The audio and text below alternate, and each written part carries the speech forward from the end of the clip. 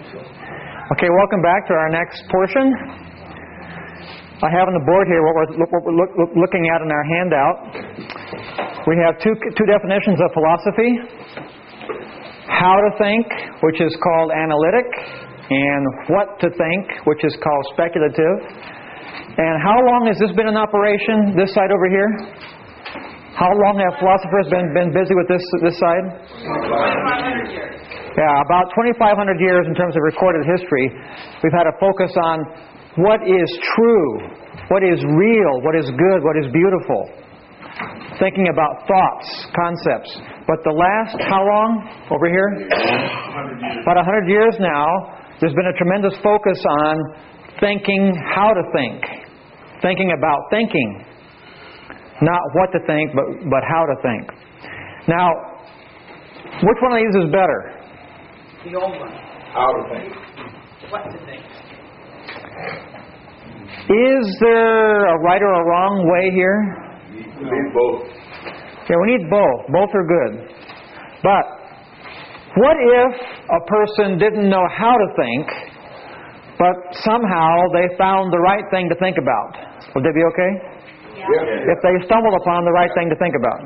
Like they found a Bible somewhere and picked it up by God's providence.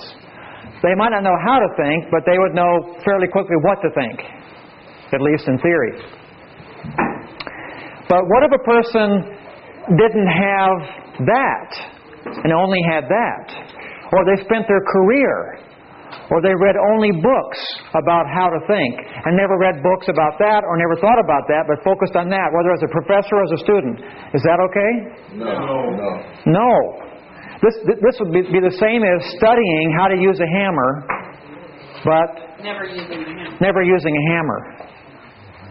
So some people, sadly, even professors, book writers, focus so much on how to use a hammer, how to use language, what thinking is, they never have time to get around to, well, what is there to think about anyway? What is this hammer for? What can I build with it?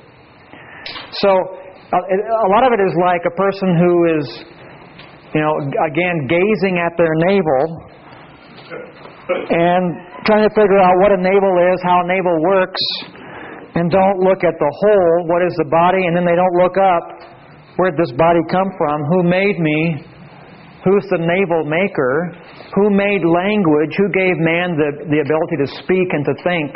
They spend their time thinking about thinking and not what to think about. So, I mentioned before that I read a book by Saul Kripke, who now teaches at Harvard, or did teach at Harvard. He has spent his career working on words and letters and what they mean. But you'll look in vain, at least in my reading, to find what is there to think about that's worth our time. What thoughts are beautiful? What thoughts are good? What is true? What is good? What is beautiful? So, they're both important. Yes, they're both important. But sooner or later, hopefully sooner, we get over here. And we ponder, we meditate. What is true? And there were four categories that philosophers usually focused on that I have in your notes eventually. Look in your notes, the middle part of the page. Under the first sentence under Importance of Philosophy. The first sentence under that title, Importance of Philosophy. Look at the right-hand side. Second sentence. What are those four categories? What is blank? What is blank? What is true? What is real? What is right? Now it says there what is best, but in tradition they use the word good. What is good? So good and best are interchangeable. What is the true? What is the real? What is the right? What is the good? Plato spent much time pondering what is the good. But all four categories are part of God's truth, part of God's mind. What is the real? What is the true? What is the right? What is the good? And that is the right-hand side. What are the thoughts that are real and true and good and right? But it does help to think about how to think. It does help. It's an important category. Okay, look at your handout. under how to think. It says their example, how to think and speak. Again, language in regard to meaning. And we finished with Wittgenstein. But just to read one example from the postmodern thinkers, Gadamer, Foucault, Rorty, and Derrida.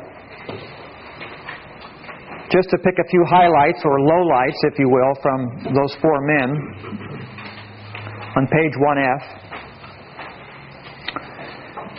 Gadamer says there is no single timeless objective truth existing out there.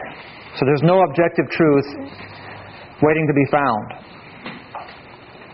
So what do? Foucault says that since words and language do not convey truth, they are only vehicles of power, promoting what I or we want.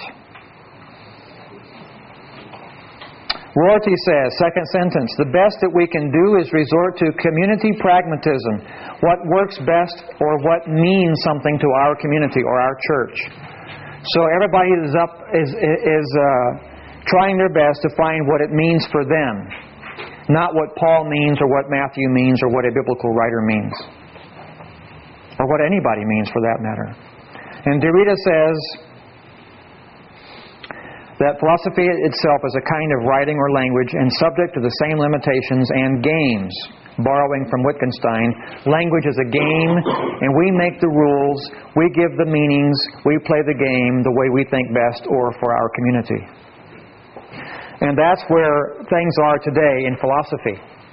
Much of it, not all of it, but much of it. By the way, in that list, on that same page, I gave you that list on page 1F of philosophers, Christian philosophers. I want to add a woman. Sadly, it's hard to find women philosophers, at least those who publish a lot of books. But there's one good woman I recommend to you to add to your list there.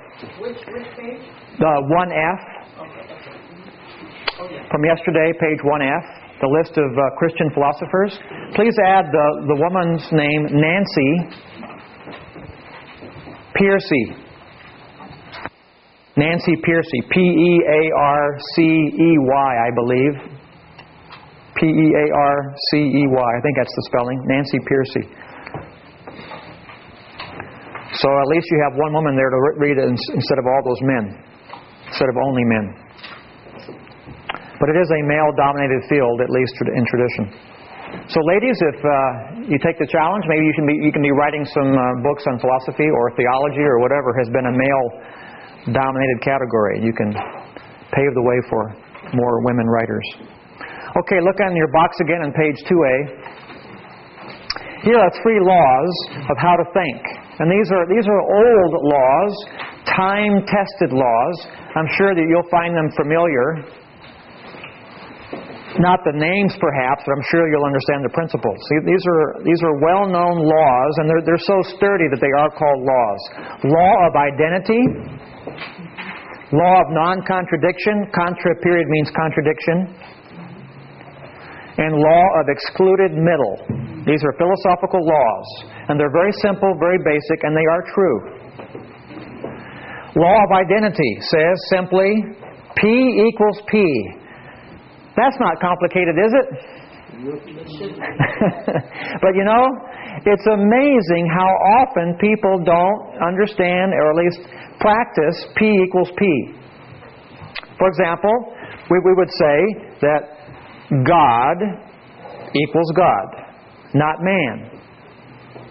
But in Hinduism, you often find them say that P equals Q. God equals man, man equals God. Pantheism. But the law would say that God equals God. Man is not God, God is not man. God equals God, man equals man, but man does not equal God, God does not equal man. P equals P. Second law, law of non-contradiction. P does not, that symbol there with the equal sign with the line through it means does not. P does not equal true and false in the same way. At the same time. So, you could not say that... Well, what would be an example of that? What's an example of that formula? P does not equal true and false in the same way.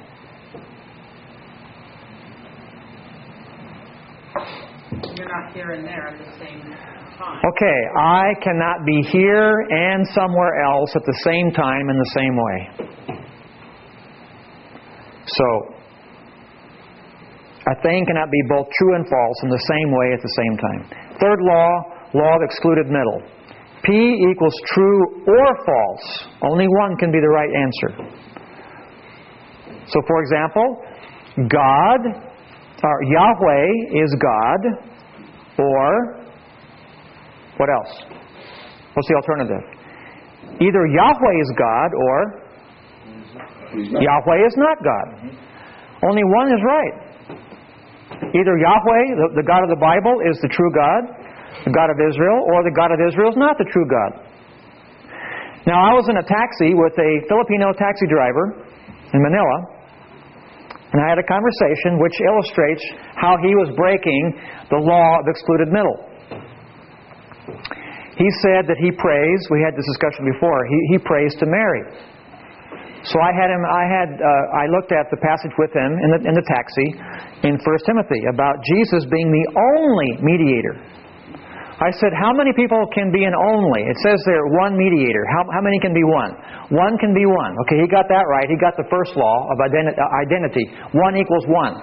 He got that right. One means one. I said, okay, who's that one? He said, well, the passage says it's Jesus. Christ Jesus. He's the only mediator. Okay?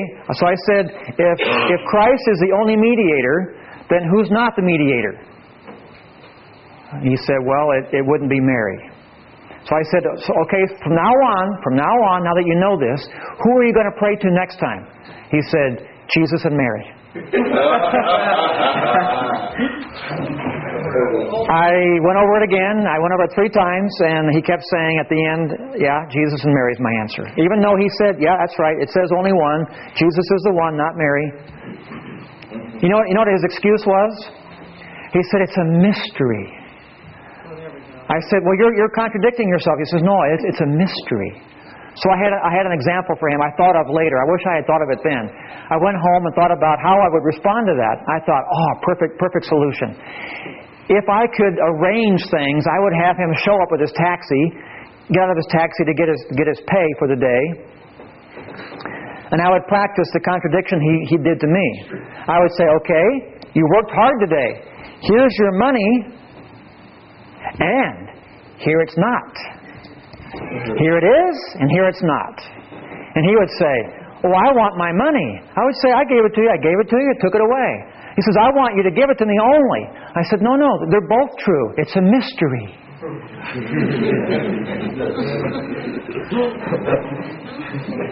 I think that when it comes to payday, people follow closely the law of excluded middle. You can't pay me and not pay me both. You got to do one or the other, and I want you to pay me. And not do both and take it away and say it's a mystery. On the right-hand side, what to think and speak. This is regarding content in regard to meaning. And there are 3 categories in philosophy. Epistemology, that's a fancy word that means, how do we know what we know? We have beliefs, we have views. How do we know what we know? Where did that belief come from? That's what's called epistemology. Justifying how we know things and believe things. Metaphysics is the ultimate nature of the world, reality, and life. The nature of being. What is real? What is? What is the world? What is reality? And what is ultimate reality? And of course, ethics, that's clear to everybody what ethics is. The proper conduct of life and in life. This is basic morality. That's part of what to think. Now, I love this quote. This is such a truism. The next paragraph, go to the 3rd line, right-hand side. Here's a fellow I often quote from, Douglas Groothuis. See that? See his name? D. Groothuis? Read that with me. It says, human history... Well, I meant just follow along. Sorry. Woo, woo, woo, woo, woo. Okay, just follow with me. I'll read it. Human history is a, quote, here's the quote, a paradoxical quest for and escape from the truth. It's a paradox. Paradox means what? Self-contradictory. Kind of a contradiction. I want it, but I don't want it. Okay? So he's saying here, people in some way, they want the truth. They're looking for the truth. But in some ways, they're running from it. Isn't that human nature? As sinners? As human sinners, we can testify in our own life at times, even now perhaps as Christians. We sometimes want to know the truth, then we're kind of afraid of the truth. We back off from it. He goes on to say, we seek it and we fear it. Our better side wants to pursue the truth wherever it leads. Our darker side balks, like a baseball pitcher. When the truth begins to lead us anywhere we do not want to go. Last module, Pastor Mark, you had a good comment about atheistic, macroevolutionistic teachers or thinkers, scientists. Why is it that they're not open to the arguments for the intelligent design movement? What did you say last time? I don't remember. Okay. Or maybe I do remember. I don't know. Well, you said they don't like... You said they don't like where it's going to lead them. Right. If they open the door to a creator, what's scary about that? And maybe you can also testify. I know in my life, before I became a Christian, I got nervous thinking that there might be a real God, because if there's a real God, and if He made me, what's the scary part? Accountability. I have to account for my life to Him, or to it or her, whatever God is. I have to give an account of my life. I cannot do what I want without consequences. I have to answer to someone. So I think that, if you could look at the heart of an atheistic, macroevolutionary teacher and writer and scientist, that would be the dynamic going on in their heart. Deep inside, they don't want to look at the evidence for God. They don't want to be faced with the alternative as well. They don't like the alternative to what they already are promoting. They don't like the alternative. The alternative is there is a creator. So again, we can apply this law of excluded middle. There's either a creator or... There's not a creator. Now they say there's not a creator. But there's only one other alternative. There is a creator. And if there is a creator, they don't like that alternative. They don't want to go there because of this human nature of being accountable. So that's what he's saying in this quote here, this quote from Douglas Grutais. Here's this frustration and beauty about philosophy. People want the truth, yet they're afraid of it when they hear it sometimes. And that this is very much human nature. Now, this also is an example of the existence of sin. How do we know sin exists? Because when people hear something that really does ring true, but they don't want to live in the truth, they'll do anything such as make up this idea of life coming from non-life, and order from a disorder, and intelligence from non-intelligence, because they don't like the alternative. So they'll even come up with great crazy ideas that are being taught in schools today to avoid the alternative. That's an example of sin in operation. It's much more rational, much more scientific, much more reasonable to say that order comes from what? Order. Small mind comes from large mind. Contingent being comes from necessary or non-contingent being, eternal being that makes the contingent dependent being. That's got reason behind it. That's got intelligence. What we're saying is not nonsense. It happens in daily life. That like comes from like, not from dislike. Water doesn't come from the desert. A sand dune doesn't produce water.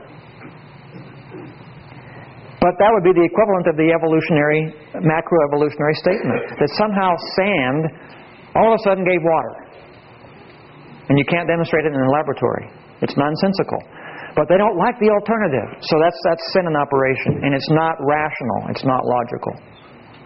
So these laws are violated all the time, even by philosophers who teach the philosophy of macroevolutionism.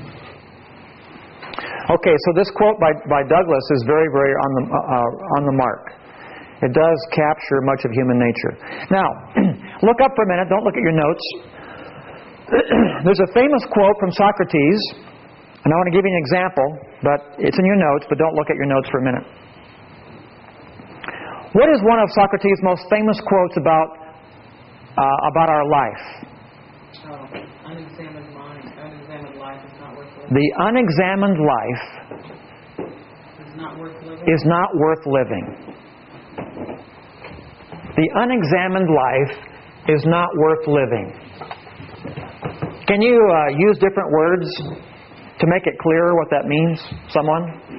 Luther said if a man has not found something to believe in, he's not fit to live. Okay, Luther says if a man has not found something to believe in, he's not fit to live. Okay? Oh, I'm sorry. A man has not found something, a belief that he will die for, he's not fit to live. Okay, Luther says if a man has not found a belief to die for, he's not fit to live. Okay? What else could you say that would be like what Socrates is saying? The unexamined life is not worth living. Untested life is not useful. Okay, the untested life is not useful, or it's not sturdy. Okay, here's the example I'll use to I think, drive this point home. What do animals do typically every day? What is the life of an animal like? Eat, sleep, play. Some animals work. If they're an ox, they might plow a field. So animals work, play, sleep, and eat. And then they die. How many people do you know, maybe yourself in your past pre-conversion life, you ate, you slept, you played. What's the fourth one? You played, you worked, you ate, you slept. And you're waiting for death. So, if that's all we do, and there are millions of people who do that only, if people only work, sleep, eat, and play, then they're no different than an animal. Of course, macroevolutionary scientists would say that's what we are. We are animals. We're just animals that walk upright and talk funny. But if that's all we do, then Paul Chamberlain, one of your philosophers on your list, who's a modern-day evangelical, he says that if all we do is eat, sleep, play, and work, then all we are, in essence, are contented cows. At best.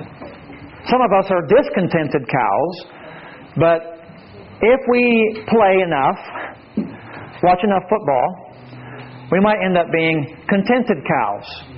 But what happens to cows after they finish their time? They're slaughtered.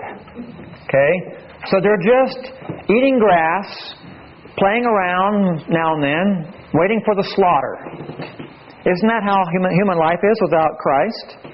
Without a real meaning in life, without a divine connection, that we're just eating, sleeping, drinking, and playing, waiting for our slaughter, literally. And so Socrates is saying the same thing in essence. Unless we rise above the level of the animal, then we'll just be another animal, waiting for our slaughter, the day of judgment. There's a study I want to tell you about, a 20-year study. A man spent 20 years of his life to study apes and humans, to find out what is the real difference between an ape and a human, apart from cosmetic surface differences. Although I've seen a few humans that look like apes cosmetically, but he was asking the question, what is the real, the inward, essential difference between an ape and a human? Guess what he came up with? Worship? Well, you said worship. You're on the right track. Worship.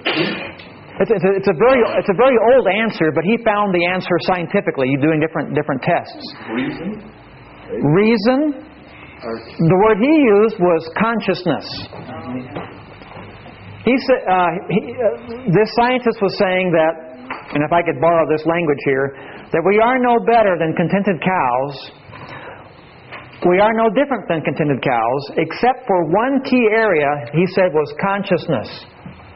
Human beings have consciousness, and he found nothing of that within apes. Of course, we could have told him that without 20 years of his life. We could have said, well, duh. Of course we're not the same as apes. Of course we have consciousness, but you know how scientists are. They have to have factual, statistical evidence to show what they're saying. But I'm glad they did that study, because it helps us as Christians to use that as our apologetic. That people have done scientific studies and have determined through scientific methods that consciousness is the main separation between animals and humans. And consciousness means what? It's a very broad term. Awareness. What else? By the way, this is not in your notes, this 20-year study. You might want to write that down somewhere if you're interested. 20-year study between apes and humans, and they found the key difference was consciousness. So what does consciousness mean besides awareness? Ability to reason. Ability to reason. Well, to examine yourself. To examine yourself, to examine life. Yeah, cows don't examine what they're doing. They just do what they do. They don't examine it. We're sentient beings. We are what? Is that kind of the definition? Sentient beings? We are sentient beings. Yeah, we are intelligent beings, and we have consciousness, a higher level of intelligence. Now, animals are also sentient beings, but we are a higher level sentient being. The word sentient can be applied to animals, but we are a higher level sentient beings. Okay, here's a common definition of consciousness. I like this. It's kind of like a riddle. We know that we know. Oh. Do animals know things? Mm-hmm. Yes. But they don't know that they know. They're not conscious. They can't look back at themselves like in a mirror and say, well, what am I? They don't ponder. What kind of being am I? Why am I eating grass? You know, maybe I should try pizza. They don't have that. They don't know that they know. So it's what do you call that when animals are trained to do things? They do things by instinct. Well, actually it's not trained. They do things naturally without being trained by instinct. Okay? Consciousness is not instinct. Or at least it's not just instinct. It's a higher level. It means that you look back at yourself. You have a question? How do we know that they don't know? How do we know that they don't know? Well, I think that's a good question, actually. That's a very philosophical question. How do we know that they don't know? Maybe they know, but they choose to eat grass anyway. Because cows don't have guns. Maybe they know. I mean, if cows knew they'd hang out in the slaughterhouse. It'd be a wholesale cow revolt. Yeah, why would cows go to the slaughterhouse willingly if they knew? But it's a good question, actually. It's a serious question. And we don't know exactly, because there might be things going on that we don't know about. But it is interesting that there's no cow yet ever discovered that stopped eating grass and consciously chose to eat something else if they had grass available. So probably, we're in the area here of probability, not certainty, but probability. Probably, since they only eat grass, when they have a pizza next to them and they have grass, they probably go for the grass. And they wouldn't know what a pizza was, probably, and be able to describe it, articulate it, communicate it, so forth. But it's a good question. But that was the result of a 20-year study. Consciousness is that difference. And from this, we get this. We get reason, high concepts. David and I had a discussion about that during the lunch break, about concepts and experience. In this category, we have the ability to have high concepts. That means, for example, divine concepts. Now, who knows? Maybe the cows do have a knowledge of God that they just haven't articulated that we know about. But as far as we know, we're the ones who have that divine concept. Of course, in the Scripture, how are we made different from animals? We are made how? In God's image. So that would mean that we have a higher level of thought that's much like God's. And of course, this enables us to have a God concept. And we are able, even though we're finite and very limited, we're able to have a limited, finite relationship with that being called God. Because we have His image, we're able to have a relationship. So we have a divine concept, we have high concepts, we have reason. We know about morality, right and wrong. Because we have a divine concept and a morality and reason concept, we're able to worship. That's why we have religion. Animals, as far as we know, have no religion. Humans are religious beings by definition. Humans are, using evolutionary language, religious animals, as they sometimes say. Humans are religious animals. We are religious creatures. It all stems from this consciousness. Okay, look now at your quote by Socrates. Middle of your page. Compare Socrates. The unexamined life, etc., is not worth living. What's the first question on our philosophical journey? To question or not to question, that is the question. So in other words, people need to question, need to think, need to have a conscious worldview and not just buy into what they hear on the radio without thinking about it. So Socrates said that, and it says, compare how human life should differ from animal life, but often does not. Many humans work. Some humans have jobs in which there's no thinking required at all. It's mindless labor. Others have only memorized training. So they eat, they play, they sleep, then they die. They're slaughtered, just like animals. Contented cows waiting for the slaughter.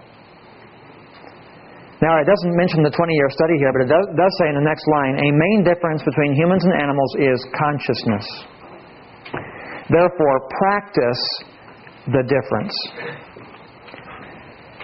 Now, this might be a question that might embarrass you, so don't raise your hand if you feel embarrassed, but I just kind of wonder, how many among you had hesitations to take this class? Because you saw that word and thought, ooh, philosophy, I don't know, that sounds kind of hard. Sounds kind of boring. Yeah, I saw a few honest people raise their hand. I wanted. But extra credit for that. I'm going to give you extra credit for that statement. But in the general populace, you'd have even more hands go up. If you watch certain talk shows, you watch some of the young people talk, they say things like, I don't like to think. I believe it too. They just say, okay, are you thinking about going to college? No. How about reading? Do you read books? Comics? How about books that are, deeper, more meaningful? Boring. What do you think about learning, studying? What about going to school, taking a few classes? I don't like to think. It hurts my head. Okay. Next contestant. What has happened to us? Yes, we're sinners, but Christians should be people who love learning, especially looking for truth in history and science and sociology, because this is God's world, and God gave us a world of truth to discover. Okay, look at the bottom of your sheet. Here's a list of examples to show that ideas have what? Consequences. Ideas have consequences. Here's quite a long list of different cultures, different philosophies, good and bad, that have had consequences. We'll look at a few together. Excuse me. The first one here is one that we should know. So-called Jewish, but really divine, ideas and practices that have benefited the world. We looked at some of these last module in apologetics. The Jews, or really God, through the Jews, have given the world at least 3 main contributions. More than this, but here are 3 significant ones. What are they? What does that mean, monotheism? One God. One God. This is the first culture in recorded history to have the view of one God for all people. Now, other cultures had views of one God, but that one God was just the God of what? That region, that area. We believe in Cucamonga. He's the God of our island. One God. Okay, whoopee. Cucamonga or Cucamonga Island's a very small island, and there are a lot of other islands and land masses. So the Jews said, oh, there's one God, but He's the one God of all people, everywhere. That was never before in recorded history taught or viewed until the Jews. Of course, the Jews got help with that knowledge because it was revealed to them by God, the true God. The Jews also had a philosophy, really God's revelation, that is, of humane treatment of all people. Yes, they did practice slavery. That was a custom then. But the slavery the Jews practiced was humane. In fact, this was never done before, that a slave in Israel not only was treated humanely, but that slave could also receive the holy ceremonies, such as circumcision. And they could enjoy the Passover. They could partake equally as an equal covenant person with those holy ceremonies of circumcision and the Passover. And they could be promised eternal life, like a wealthy person could. That was unheard of in the ancient world. And they had a philosophy, for the first time in recorded history, a philosophy of linear history. What is that? We had that in apologetics. What is linear history? The idea that time, space, continuum moves in a single direction. It's not cyclical. Okay, history itself is usually viewed today linearly. History means today, for most people, you have a beginning, you have an end, or you have a beginning and you have a direction. Life has meaning, and life is moving towards something. The Bible view of history is linear. So the Jews, by divine revelation, were the first culture to have this. This is now commonplace. This is now the standard for what history means. But once upon a time, people didn't think this way. We had that in apologetics class. They thought how? Most cultures, if not all cultures, thought that life was a big cycle. Just kept going around and around. And this is the view of atheistic macroevolutionary people. The universe is eternal, they say. Even though the suns will eventually get cold and die, they say somehow, mysteriously, the suns will reignite and have another go-around, then they'll die out and burn out, reignite, go around. So, as Carl Sagan would say, there are billions and billions of stars, and there always have been, there always will be. The cosmos is all there is, all there ever was, all there ever will be. That was his mantra. That's cyclical thinking. The Jews, by God's help in Scripture, taught us linear history. That's a contribution from so-called Jewish philosophy, which is really divine revelation. Okay, next example, Indian reincarnation philosophy. I'm focusing more on negative consequences. But in India, they sometimes practice this too consistently. And they end up with a view that some people are what? Human outcasts. Low caste. They're low caste, therefore they're outcast. Why can't they be helped? Aren't there a lot in life? Why? Why is it their lot in life? Because that's what they deserve, according to their philosophy. What is reincarnation based on? Karma. If you don't live a good life, when you die, you come back with a worse life.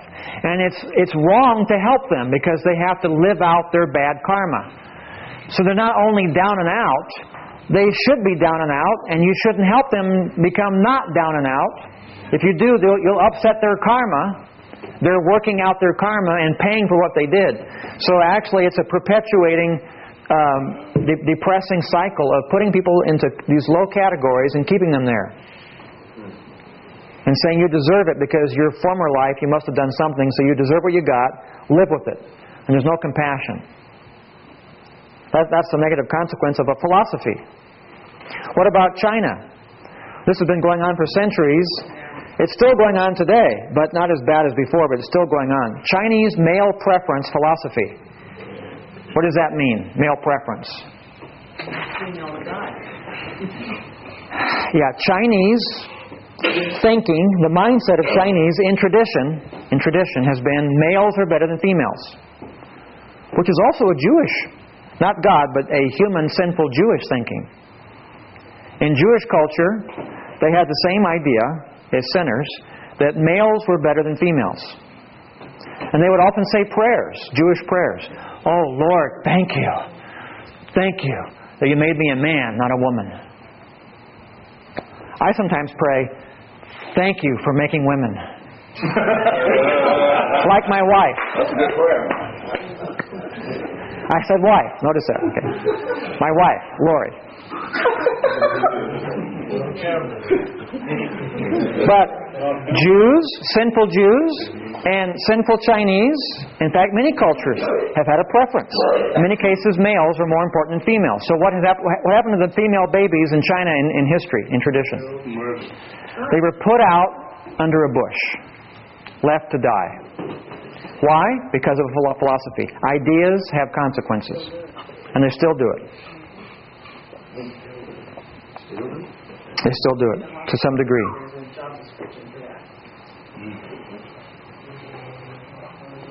Look at the right-hand side under China.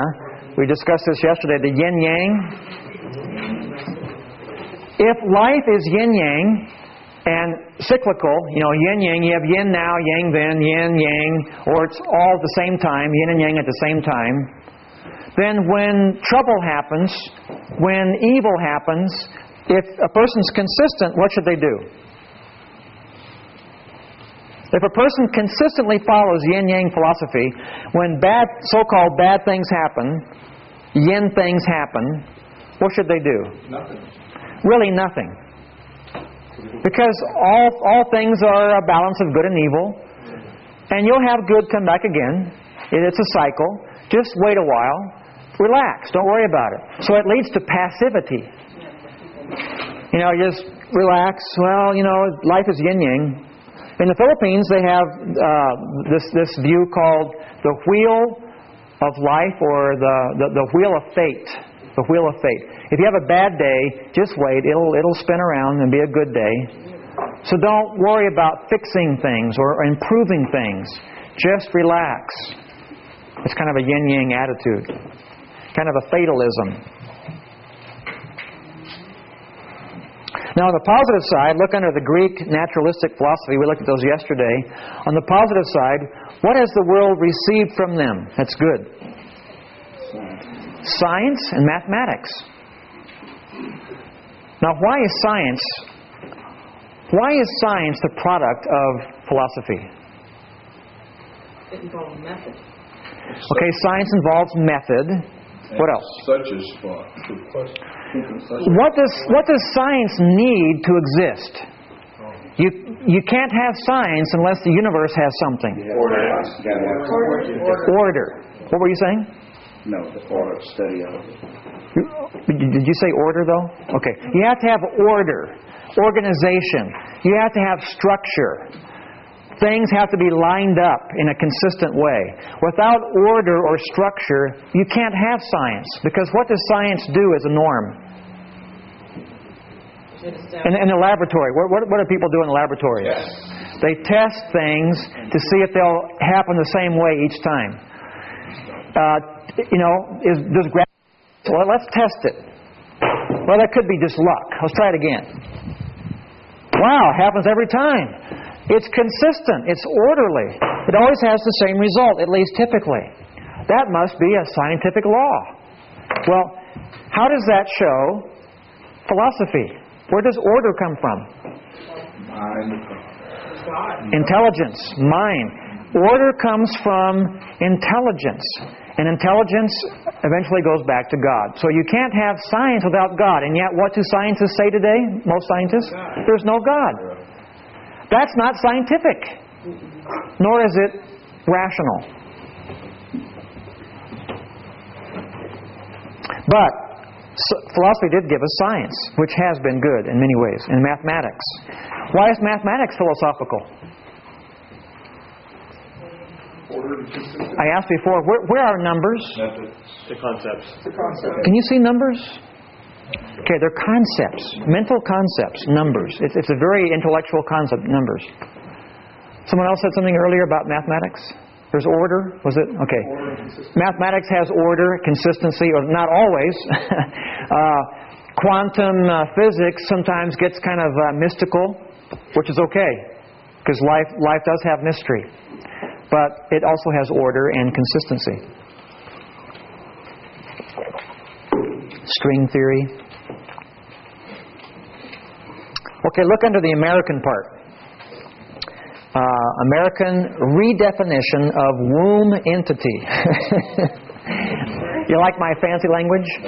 I'm trying to use language that they use. People who don't refuse to call a baby a baby.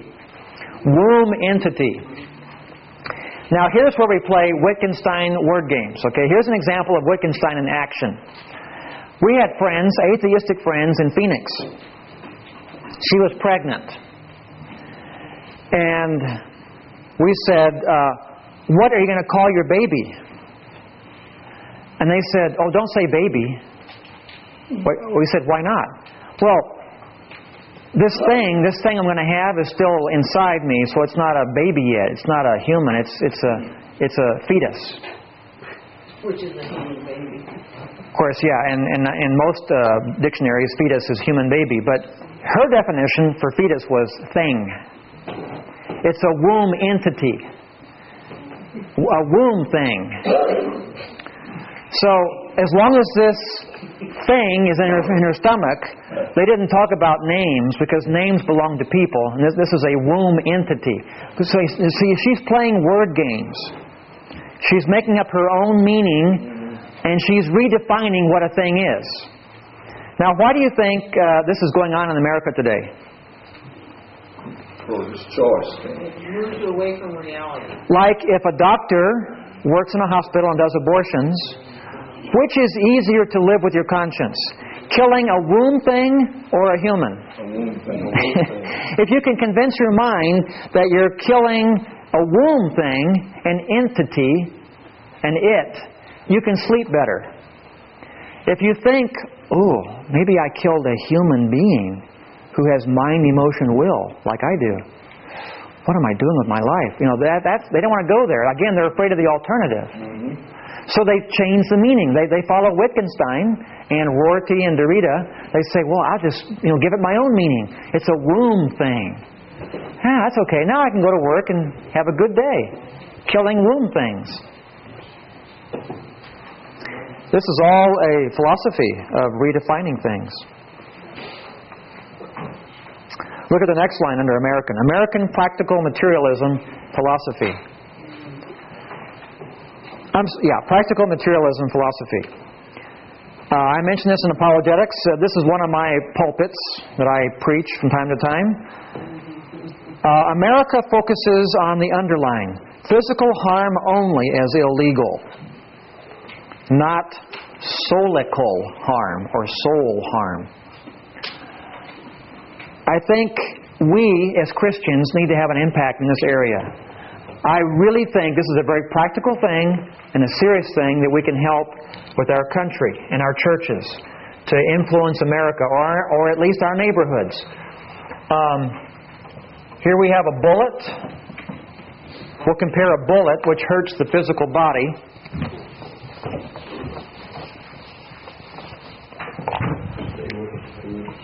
Bullet versus pornography.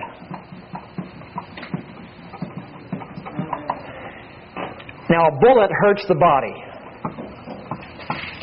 And in America, it's against the law to hurt the body with a bullet. Right? It's against the law. In America, does pornography hurt the body? Yes. And the soul. If you look at a picture of a woman or a man, does your body... Ow! My body has been damaged. No, you're not going to bleed. It's not going to break your legs like a bullet does. But it changes your brain and your neural pathways. Well, You can't do that. okay, it can eventually affect your body, but at least initially it doesn't hurt your body like a bullet does. So does America outlaw pornography? No. Of course not. America says, well, it doesn't hurt anybody. What they mean is literally, it doesn't hurt anybody. Notice the play on words there. It doesn't hurt anybody. Body. Well, so since it doesn't hurt the body, pornography is okay. It's legal.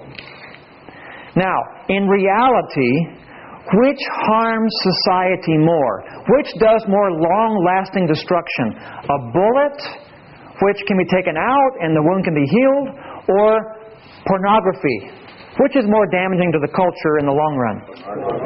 Oh, by far pornography. This destroys families. This causes divorce, separation, unfaithfulness. It causes children who grow up with single parents or no parents, or parents who are screwed up with increased pornography and other vices. This harms the family harms society, society harms the country. This is destroying America in many ways. I wish we only had bullets to worry about. Bullets are nothing compared to that, and yet this is legal. That's not. If anything, make this legal and make that illegal. If you got to pick one of those two to fight against, I think we should fight against that more than bullets. But obviously they're both important. So I think we should have not just body laws, but soul laws. Laws that protect the soul, protect the family. Because families are not just bodies. They have minds, emotions, wills. And pornography is harming people's lives and the family and the society. So, yet in American philosophy, we have a practical materialism. Now, I say the word practical because people might say, oh, I believe in God. I have faith. I'm a religious person, Americans say. But they live their life practically as if they are materialist. Follow me? So they're practical atheists. Sometimes we could use that expression. It says there at the end of that line in parenthesis, it says, compare education for money only. What's the purpose of education in theory? To learn. The purpose of education is to be educated. That's the old days. In the old days, it was to go to school to become educated. Now, if you ask the number one question or number one answer for the question, why are you going to college? What's the common answer? So I can get a job to pay more money. Their sole purpose is to make more money. That's not what any philosopher would recommend. At least past philosophers. They would say it's important to learn to be an educated person. Or as Plato would say, to be a person of rationality and virtue. Go to school to be rational and virtuous. Now, in many colleges in America today, do you go there to get virtuous? No. You go there to lose your virtue. Lose your virginity. Lose your virtue. Colleges are a vice paradise. But Plato would say college should be a place for becoming virtuous and rational. You go to college today, you lose your virginity, and you become a person who plays language games. There is no meaning. There is no objective truth. So you come out irrational and immoral out of our university systems in many cases.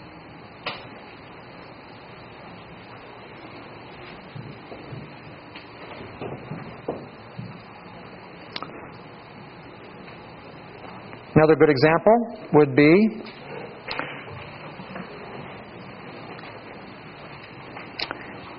Marxist type communist philosophy.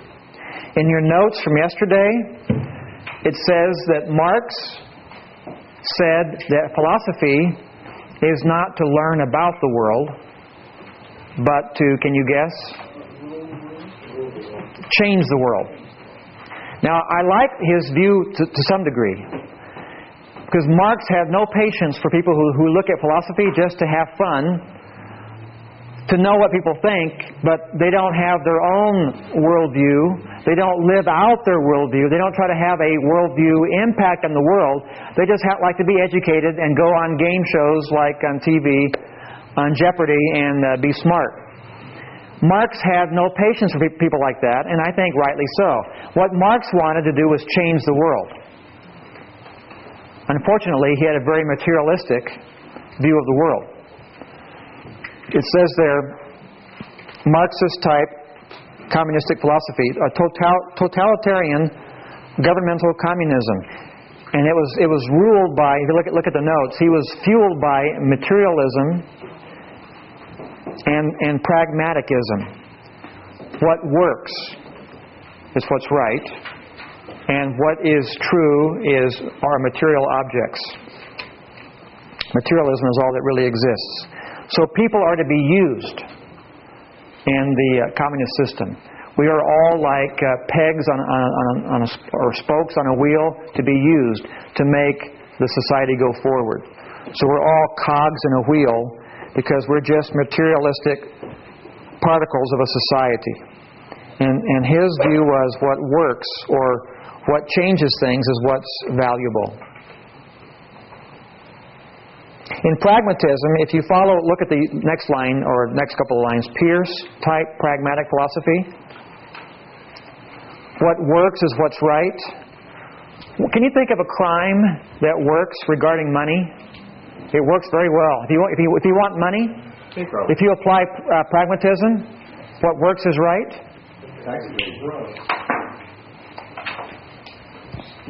If you steal money, it works. Does that make it right? If you steal Peirce's money, the philosopher, will he say, that's okay. No. If it works for you, pal, it's right. I'm sure if you take Peirce's money, he won't be happy about pragmatism at that point. But he did teach that view, that what works is right. So that means that stealing would be right, because it works. You can get money that way. Okay, we'll end our session there and continue later.